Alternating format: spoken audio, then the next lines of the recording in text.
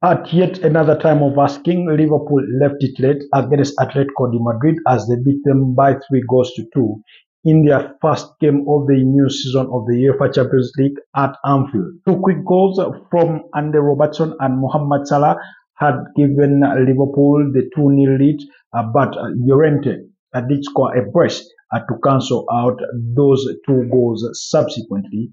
But yet again, as pretty much was expected, I sort of felt it coming. For those of you that were following our watch along, that's on YouTube for especially for the second half at Football Tribe UG.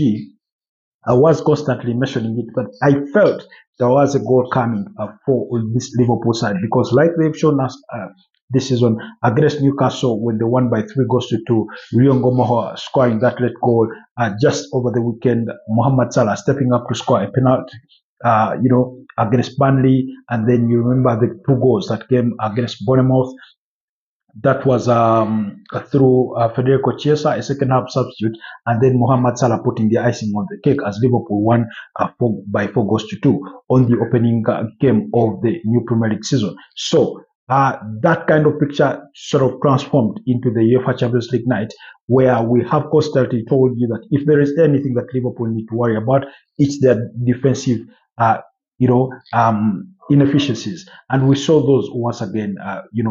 In between, Virgil van Dijk, Ibrahim Konate. Of course, 2 substitutions had been made for Jeremy Frimpong, paving the way for Conor Bradley, who got himself booked at some point after coming on.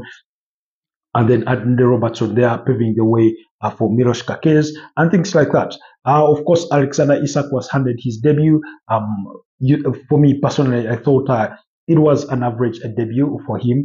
He could have done more, but it's completely understandable for a player who was playing his first game of the season. But also, you bear in mind that he had no preseason, having, you remember the transfer saga that did transpire between his old club at Newcastle before joining Liverpool and everything in that regard. Mo Salah should have buried away some chances, particularly in the first half and in the second half.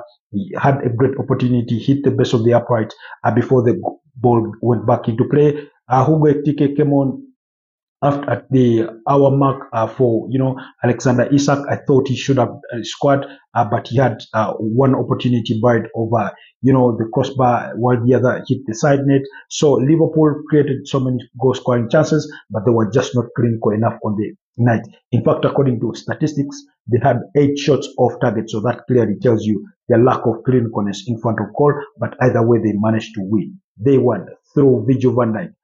That header that he heads into the turf before it bounces off to beat Jan Oblak.